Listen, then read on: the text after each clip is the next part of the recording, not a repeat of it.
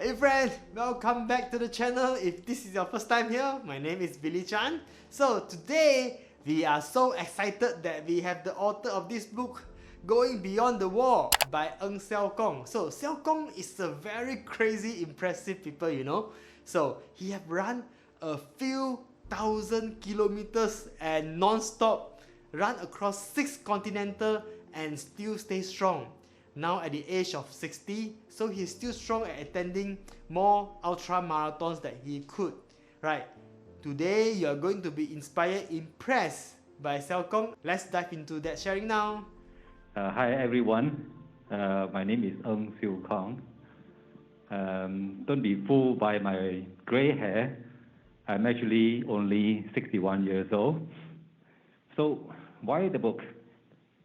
Perhaps that I asked the question first, but the answer you will know, after going through my journey together. So I didn't start, although I was athletic, in primary school and secondary school, playing ping pong, table tennis, and represented my school in basketball. But I didn't start running until the age of 19. When I ran in my first ever running race in Pematang Pao, which is in the Seberang Perai, across the mainland, and which is a small race as well. I came in fourth. In our town, we formed a team, cross-country team. Then we started to join in some of the races, in Penang, and that was way back in 1980. And in 1981, I won that race again as a champion, and I ran that barefooted. My first ever race, I ran it barefooted. That's how I started my run, and that really lays the foundation for my future runs. And from then I went to New Zealand to study. So I spent 10 years in New Zealand. Apart from studying, I also ran in the local races.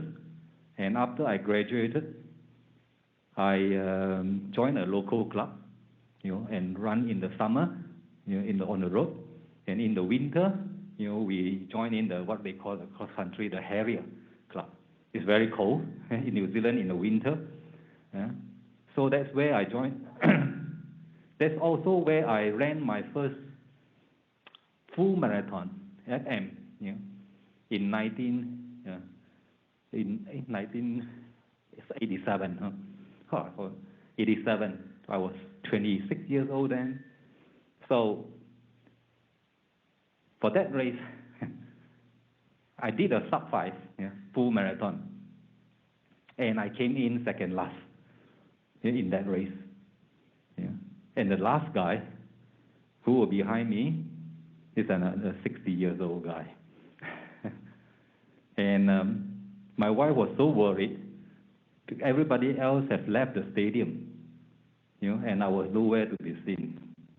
So she called the officials and asked them to check my whereabouts. And later on, they came back to her and say, "Oh, your husband is walking." So then she was relieved. So I finished my race in the deserted stadium. There was nobody else. I think most of the race officials had left as well. And my time was 4 hours 56. And I was second last. So imagine the standard at that time was quite different from these days. And during those times, there were not too many marathons. 1 year, one. So the next year, 12 months later, I joined again. This time, I know how to train. I know how to run. So I ran 350. 3 hours 50.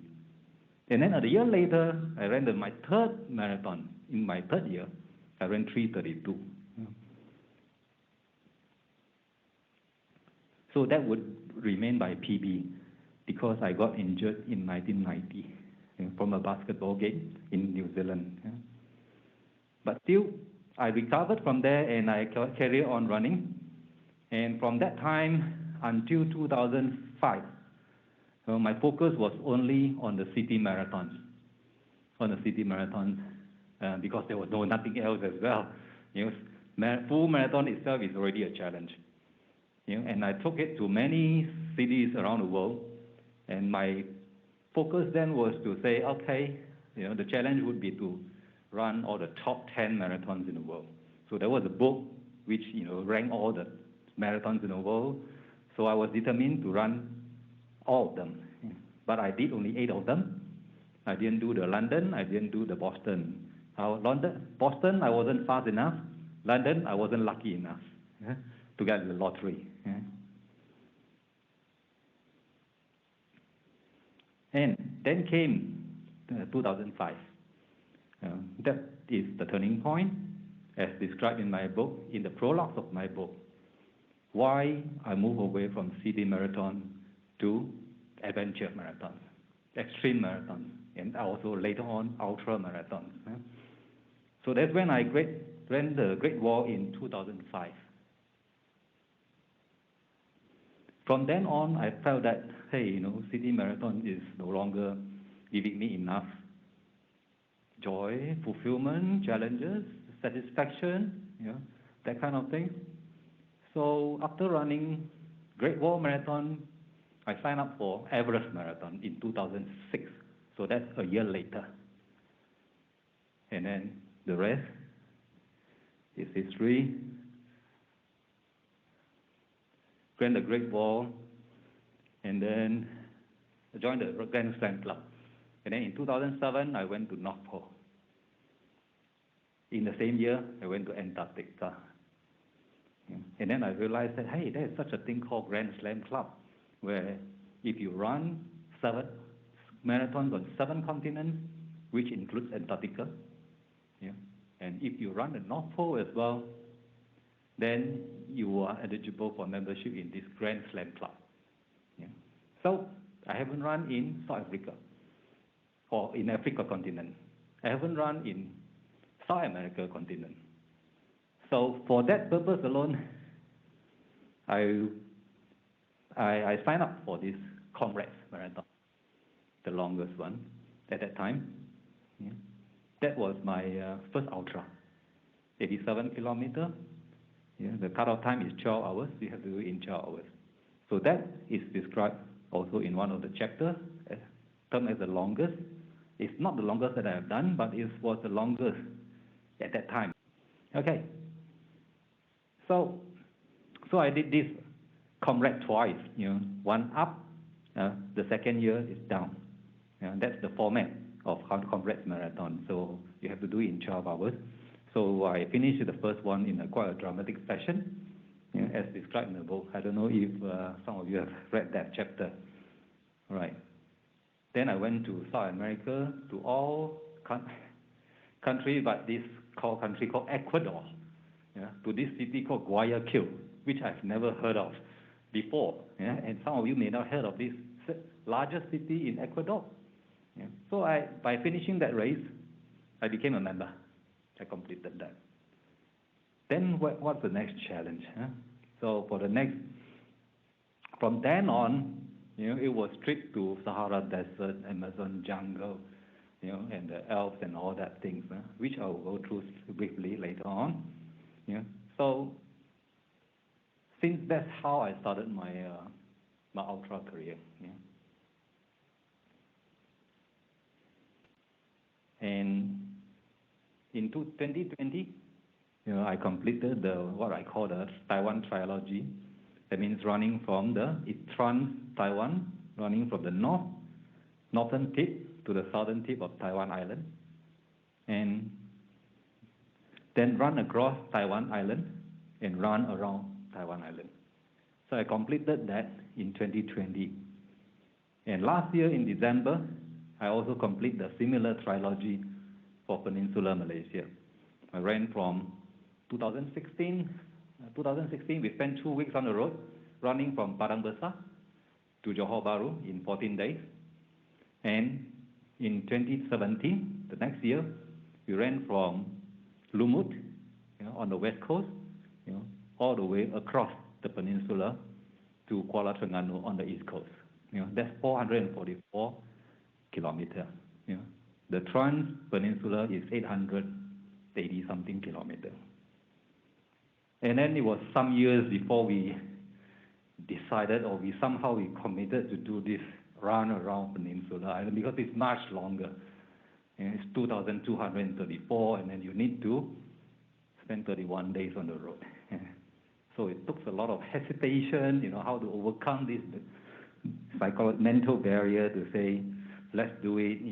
We are not going to do it alone. There will be people who want to help us to do this. It's the greatest war to scale, to go beyond. But we did it. 9 of us started to run, but not all of us completed the whole thing. Only 3 of us completed the whole thing. That includes me. So that's last year. So this year I should retire. And of course, nobody believed me. Right. Just give you some pictures to look at, just to go through my journey. The first birth of a Barefoot SK, that's me. That's 1980 and 1981. This is I think the 1981. Described in the book is also this guy, who is also barefoot, standing beside me. Can you recognize me? I'm 103. Yeah. You can recognize me. I look almost the same, like now, right? Yeah. No. The other guy also barefoot. The one beside me, and then the guy also at the back.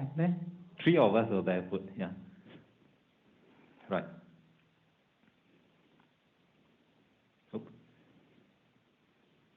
Yeah, this is the second year, 1981, where I came in first. See, I look differently. I was still wearing specs. 82 to 91, in Christchurch Marathon. It's half marathon. Some of the trail races, at that time we call it cross country. The Hagley Park, that's in Christchurch. This is my first virgin full marathon. When I finished 4 hours 56, nobody in the stadium anymore. I was second last. It's my proudest achievement. The top 10 marathon that I talk about. What are those top 10 marathons? So just run them down. It's Stockholm, New York, Honolulu, Paris, Berlin, Chicago, Rotterdam, Amsterdam. Those were in those earlier days. So now if you count Tokyo towards it, I run Tokyo. So I run Berlin, Chicago, New York. So I run most of and the 6 major, I have done 4 of them.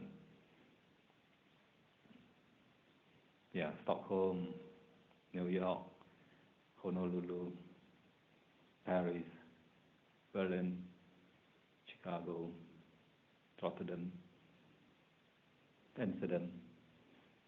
Grand Slam Club. North Pole. We call it the coolest marathon in Antarctic, where I got snow blind. The Comrade Marathon, my first ultra. I did it in just with 10 minutes to spare. Bit of a drama there. I hit my first wall ever. Those who run marathons, you know what hitting the wall. And in an ultra, you hit it at about 60 kilometers. And this is my last qualifying marathon in Ecuador, Guayaquil. So this is the certificate that I got. I was the 29th in the world to get this, become this member. Then there's Everest Marathon, North Pole, Antarctic, Comrade, and then Sahara, Marathon de Sables in Sahara Desert, coast to Kosciuzsko. My first 240 kilometer race in Australia, supported by my wife and my friend and my son. Yeah, that was, now thinking, that's like 12 years ago. When I did that, now thinking back, I didn't know what I was getting into. It was really long. And I got hallucination. And that is also in the book. So I went to Mexico, going to Copper Canyon, just because of my passion for minimalism. Believing in running in sandals and running barefoot and all that thing. Yeah. So a lot of these are driven by passion. That's Everest at the finish line, Sahara, Amazon jungle. These are really long swamp. This is Sahara Desert. The other one is also Sahara Desert, but that's only 100 kilometers. This one is 250 kilometers over 7 days, self-supported. Yeah. And this is the 240 kilometers in Australia. This is taken by my wife. She's very proud of that shot. Yeah, my first 100 miles trail race, in Italy, Magredi Mountain Trail. Yeah. Very rocky race. Yeah, this is the one in Copper Canyon in Mexico. Yeah. See everywhere. And this is the Ultra Trail Mount Fuji in 2012. Yeah. This is the first edition, UTMF. Yeah. In Laos.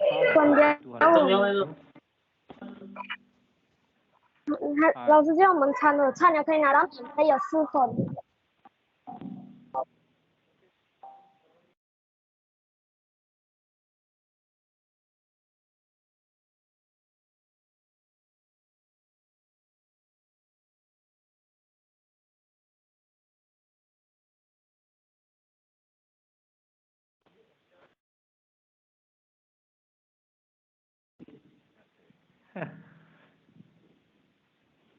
So I sure didn't mute myself just now. Right, let us carry on. That's UTMB in 2012. That's Ultra Trail Mont Blanc. Those people who are into ultra running, trail running, you should know about this race. And after twice I think trying this race, I finally did this in Great North Walk, 2012 in Australia. That's 170 kilometers of trail race. Bataan, that much in Philippines. And 250 kilometers Sakura Michi in Japan. And I did it in 35 hours. It's one of my best runs, actually. The cutoff time is 36 hours. Yeah. To do 250K in 36 hours is difficult. It's tough. And kept on all right running. Yeah. And then I went back to barefoot. Yeah. For a long time, I was wearing shoes. Yeah. I was wearing shoes, believing that shoes are good. Yeah. Believing that, Asics is the best. At that time, I was an Asics fan. But I got injury too. Yeah. I got plantar fasciitis, and calf injury and all that thing. So in 2009, I bought my first pair of Vibram. Oh, I forgot to bring my Vibram shoes. Then I ran this Xiamen Marathon in January 2010. That's when Vibram 5-finger shoe first appeared, in the marathon in China. Maybe even in Asia, there's not many people. And straight away, for a long time, I couldn't do a sub-4, but I did a sub-4 immediately in this race, And I was too eager, too ambitious. I trained very hard, and I got injured. I got injured later on in Hong Kong, in Shanghai. I went to Marathon des Sables wearing 5 fingers. So I did this race wearing 5 fingers, and with some of the injury. And I ran my first full barefoot marathon. That means I didn't wear any shoes. In Lanzhou, 2012, I did sub-4. And in 2013, in Chongqing, I also did my second Barefoot Marathon in 3:54. So this is the Xiamen, the 5-finger shoe. This is Lanzhou, barefoot. Yeah, okay. So I have done probably less than 200 events, but if you don't count those multi-day ones, where, for example, the Malaysia, when I ran around Malaysia for 31 days, every day we have to cover 72. If you count each of those days, then I have done more than 200, yeah, probably close to 300, yeah. Ultra. Yeah. So these are the countries that I've been to, yeah, 31 countries and 180 cities, yeah, all over the world. So, given all that, of course, there will be some people who ask me to say, hey, you should write a book. And that was, suggestion was raised when I was in China still. Yeah. After I've done the Amazon, after I've done the Antarctic. Yeah. And that was like 15 years ago, 16 years ago. So it has taken me that long because I felt that I wasn't that accomplished.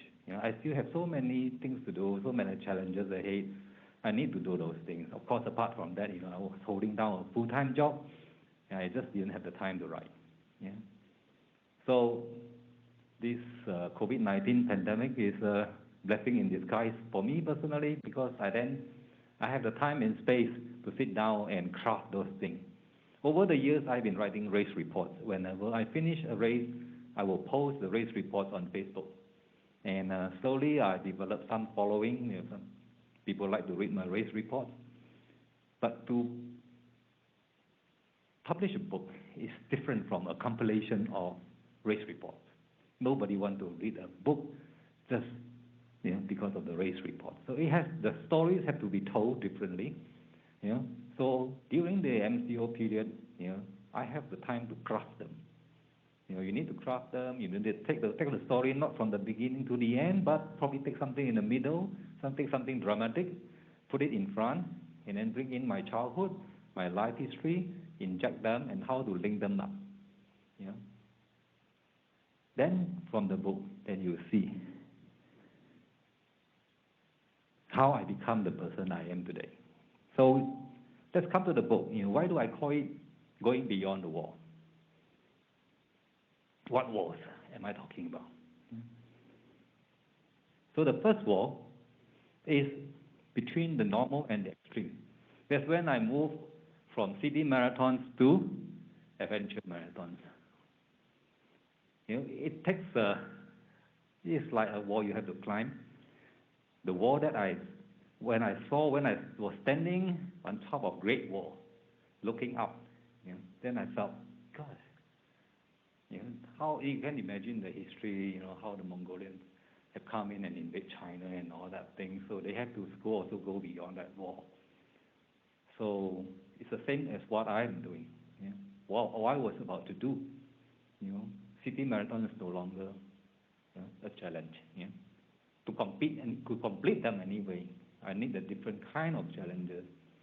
So be it the highest, which is at that time with the highest latitude, North Pole. And then the coldest, Antarctic is supposed to be the coldest, but it didn't turn out to be that way. But it was a race that I encountered snow blindness. I couldn't see.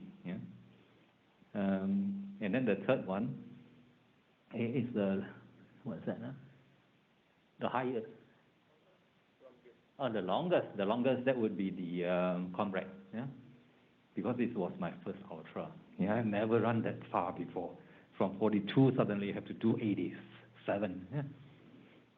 And then the wildest. Okay. So at that time, I was in China. So I posted my trip to these places on this Tianya forum. So I have a lot of followers asking me, okay, what's your next challenge? Just like nowadays, you ask me, when is your next adventure? So I often ask them, does it have to be an adventure? Can I just do normal run? I probably cannot do that anymore. The wildest, Amazon. So that's from the normal to the extreme. That's the first wall. Then the second wall would be between the body and the mind. Body and the mind. It's in Sahara Desert. I wore the 5-finger shoes to run. Why didn't I choose the most supportive equipment? That would help me to do this race maybe in an easier way, in a faster time. But I always believe that I want to use only my body without the help of external equipment, things like that. Seeing whether my body can do it or not, because that's how we were born with. We were born with, our princesses, there's a book called Born to Run, So we are born with our own body, with feet, with barefoot. So can I just do this race in that way? I want to see whether my body can take it, and when I'm suffering, what my mind is thinking, and how do I endure that process? What sort of things are going through my mind? That's what I wanted to find out. Body and mind. So I had that Beast and Madness, 240 kilometer in Australia. That's when I encountered my first hallucination where I saw images. That was kind of scary to me at that time. Oxygen and faith. That would be the race in India, where I also was trying to do it minimally at a high altitude, of over 5,000 meter altitude, where the oxygen is only like 50%. I did a 222 kilometer race, and I came in second in that race. And failure and burning and minimal. I tried to do same thing again, in bad water, in Death Valley, in Californian desert in USA. I was trying to do it my way, to see whether, okay, this is the hottest. It got to about 56 degrees. The hottest where we were like running in an oven. So I did throw up. I did have blisters problem. But I also adapted myself. How we change the shoes every 20 minutes. Every 20 minutes, my wife would give me a new pair of shoes coming out from the ice box. Then I put the old shoes into the ice box, cool it down. 20 minutes later, then I would change again because it was really that hot. But still I suffered. In the end, I couldn't wear the 5 fingers. I was wearing the New Balance, minimum max shoe. And in the end, I ended up finishing the race one in sandal, the other one in shoe. I should have thought of that. Earlier, I was suffering for so long. So that's how I ended the race. And I became the first Malaysian and the only Malaysian to have done that water so far. And that was 9 years ago in 2013. Failure and repetition. I think that is talking about the UTMB race, Ultra Trail Mont Blanc, where I DNF the first time. I finished the second edition, which was shortened, so I had to go back the third time. So UTMB and the next race, called the Tour de Giants, Tour of the Giants in Italy. They are races where I have to go back 3 times to finish. Same for TDG. It was only the third time that I get to complete it, and the race is also in a very dramatic fashion. That you read in the book. I finished the race with my body leaning heavily, seriously to the left. I couldn't really walk straight. And I exceeded the cutoff time by 2 hours. How did I still become a finisher because I passed the last checkpoint. As long as you pass the last checkpoint, you are okay. And it was only after passing that last checkpoint that I developed that body leaning problem. Yeah? So I was still qualified as a finisher. So at the finish line, it was a very moving scene, where really, one of my my China friend, Bob Wang, he saw me DNF the 2 times in the previous year. So both of us were really in tears. Yeah. Yeah. So he was so happy for me to see me finish this race. Yeah. And then the third wall, that would be the self and others. And it's through this, there's a wall between me, myself, I, and the running community. How do I connect myself to the other runners, to the other running community? So in 2014, when I ran the Jeju in Korea, 200 kilometers. So I finished the race, all right. It's the most windy race that but the significance of that race is that the Asian Pacific representative of International Association of Ultra Running, he is a Korean, so he approached me before the race and suggested to me that I should form an association for ultra runners in Malaysia. 2014 was the year that we were thinking of coming back to Malaysia. Yeah. So it coincided very well. So I came back in April 2014 and called a meeting, and then we founded Malaysian Ultra Runners Association. It was during that year as well that I formed a company called Endurance Nature, which organized ultra races in Malaysia. So through these 2 organizations, through these 2 platforms, I connect myself with the running community. We organize LSD, we organize labs, we organize forums, and then we post some running related articles around.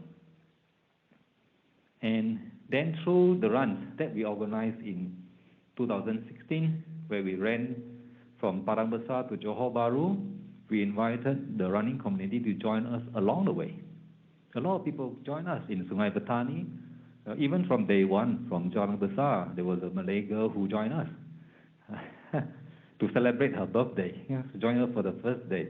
When we reached Klang Valley, there was more runners. When we reached Penang, there were more runners. Bukit Metajam, joining us along the way. In Klang Valley and in Johor, in Muar, in those places. And of course, we were welcomed by the Johor runners, when we finished the race. So this is, to me, is like, we have breached the walls, breached the barriers between ourselves, and the others. We bring the runners closer together as a community. Yeah, so running home, collective mastery is when there's another chapter on running coast to coast. And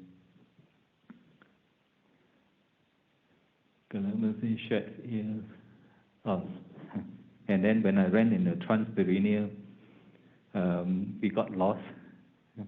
That reminds me of my time how I got lost also in Gobi Desert. It's a 400-meter run in the Gobi Desert. And I got lost together with this multiple champion of backwater, Russell Marshall. And so 2 of us were together most of the time, almost all the time, for 360 kilometers. Yeah. So we help each other. He didn't know the language well, and he always had a nose bleeding problem. But he was a much stronger runner than me. He's older than me. Yeah. So he often helped me out. When I also lost my way, when I also developed the body leaning problem.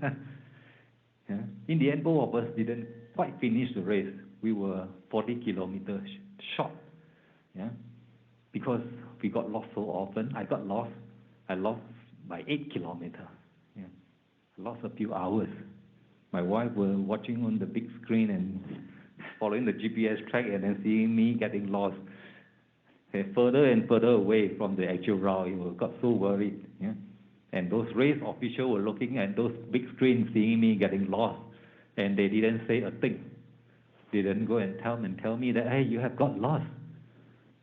Because it's supposed to be self-navigated.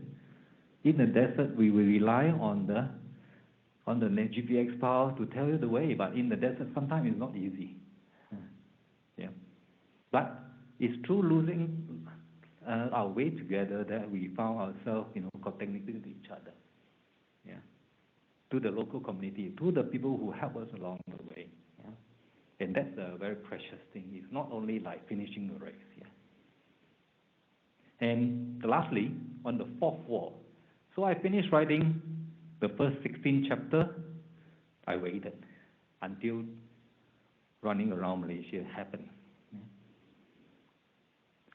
31 days, 2,234 kilometers, on average of 72 kilometers per day. How much can our body take it? We don't know. No, we have not done before. When we ran the Trans-Peninsula, we were only averaging 60 kilometers a day. So if you do another 12 kilometers more, and then you have to do it over not 14 days, but 31 days, can our body take it? Will we get injured? Yeah. It's that time and space is, how do you overcome that? I mean, to organize this race is, my wife keeps saying that nobody is going to do it, nobody is going to support you and all that, it's impossible to do it and all that thing. But somehow, through some views, when you take the step forward, yeah, when the wall seems to be that high, yeah, how to scale that, how to go beyond that. Sometimes it's easier than you imagine. Yeah. Once you take the step to ask, then you find that there are although like-minded people who have the same thought, but nobody has come forward to say, let's do it. Yeah. So when I first did that, okay, those people who did the Trans-Peninsula with me, yes, they say yes. And those people who want to run, but just waiting for people to organize, and then found out, oh, this is once in a lifetime opportunity to do it. If we don't do it now, we don't know when we can do it. So in the end, we have 9 people, all younger than me. Yeah, I was the oldest. How then you can complete this run without getting injured? You have to be patient. Every day, you cannot be like competing with each other to be the first one to reach the destination. Yeah. You have to be prepared to be the last one. Quite often, I was the last one too. But every now and then, I was the first one to finish, especially towards the end, because more and more people are getting injured. Yeah. I was very careful with choosing the terrain. Not all the time on the tarmac. A lot of times when I can run on the shoulder, which is softer, which is grassy, I'll run on the grass. Yeah. I'll run long way down the hill on grass. You've got to be careful with uneven terrain. But once you can master that, you can run a long way without feeling the impact, without feeling the strain. So what are the injuries that the other runners got? Yeah.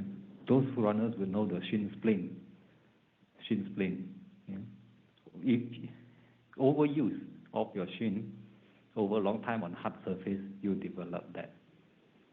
So we have 3 hours and 20 minutes marathon runner.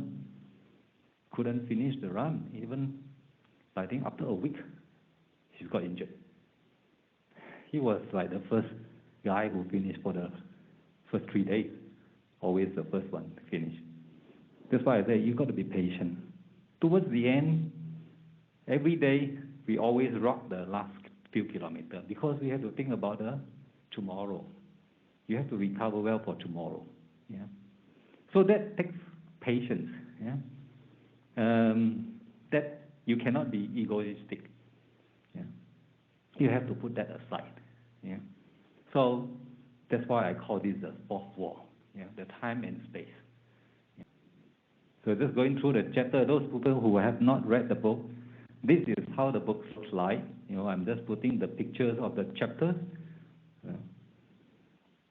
Chapter 3. That is the Comrade. Chapter 4, that's Amazon jungle. See how we have to cross the river. And then this is Marathon de Sables, yeah, including some stories from the canyon. And then this is a 240, close to Kosciuzsko. This is the one in Leh where we have to climb the two big hills of over 5,000 meters, yeah, in altitude. This bad water. And this is where I have to go back 3 times, yeah, to get the real 100 miles done, UTMB. And this is the tour of the giant. Yeah, this is the finish, yeah, where the champion men and women accompanied me, the last runner, last finisher, because half of the others, they did not finish at all. This is in Jeju Island, Trans-Peninsula, running from north to south, from west to east, coast to coast. And this one is Trans-Pyrenea, it's 900-kilometer trail, you know, across the Pyrenees Mountains in the southern France, in the northern France and southern Spain. It's along the border of Spain and France, yeah, from the Mediterranean Sea and to the Atlantic. Yeah. So I did my first Ironman in Langkawi. That's where I mentioned 2016. I've done 8 Ironman now so far, completed. This special chapter on canes is where I completed that by going back to this race again, because the first time I did it, I failed at the swim. I could not finish the swim, but they allowed me to bike and run. And during the bike leg, I fell down from my bike at about 90 kilometers, you know, and I was unconscious for 56 minutes, bleeding. Yeah. I got blood clot under my skull. I did not realize it until a month later, where I could not speak. I was murmuring. You know, I could not walk straight. So we went to the hospital to check it out, and then we had the operation there the same day, same night, to remove the blood clot. Yeah. The next year, I went back there to get the job done, to finish the race. Yeah. And that was also, I think a month later, I went to Trans-Pyrenea to do the 900 kilometers. I think 3 weeks after the operation. So, singing praises. Yeah, this is in Taiwan, where I sang a lot because I was injured, you know, when I ran around on day 8, when I ran around Taiwan Island. So the first 8 days I was running, the second 8 days I was just walking, you know, to finish that. I completed that, yeah. And tour of Peninsula, that also has its drama. Not only that, we have seen elephant, but I also was hit by a motorbike, yeah, in Dungun. So I was hit by the motorbike in the morning. We checked into the Dungun General Hospital. They sewed me up on my head, 8 stitches.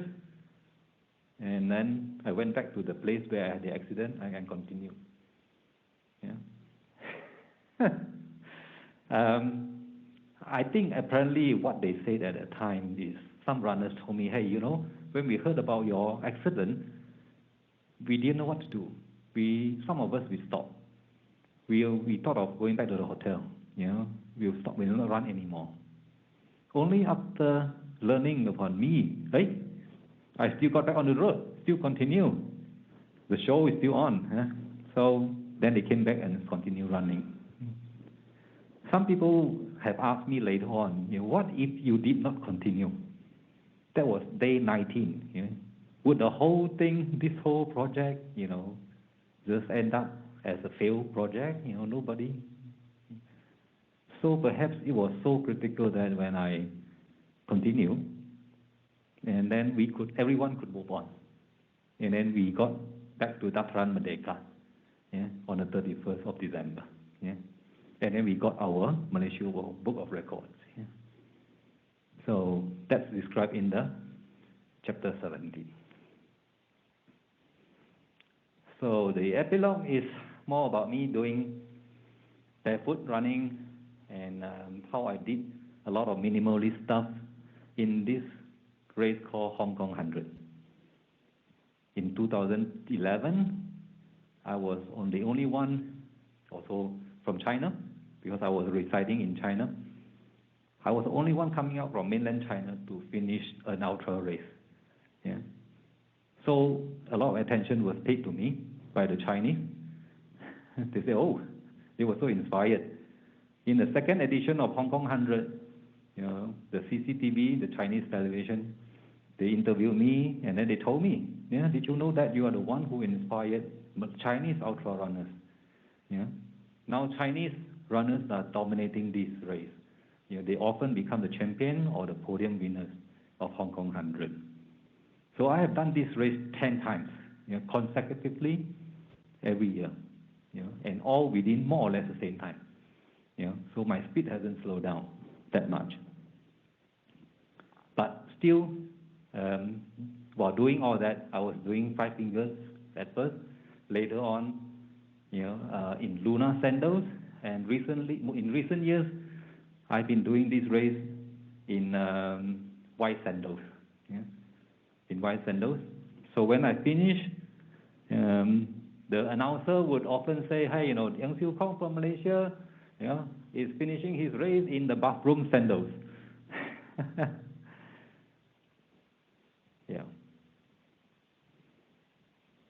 So that's me in, you shouldn't seen these pictures before. Okay, but this book is not only about the races, a lot of them are also about my childhood, which not many people knows about. And I think that helped to shape me into who I was and who I am all these years. So you find the childhood in the rubber estate, and I was working during my primary, secondary, and university, tertiary education. And my working life in New Zealand and China, some interesting topics. So this book is more than just races. Even non-runners will find it interesting.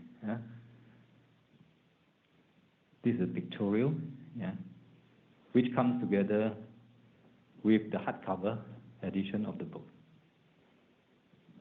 Okay, so this is what it's all about, going beyond the wall, and I'm glad to be on the other side of it. Thank you very much.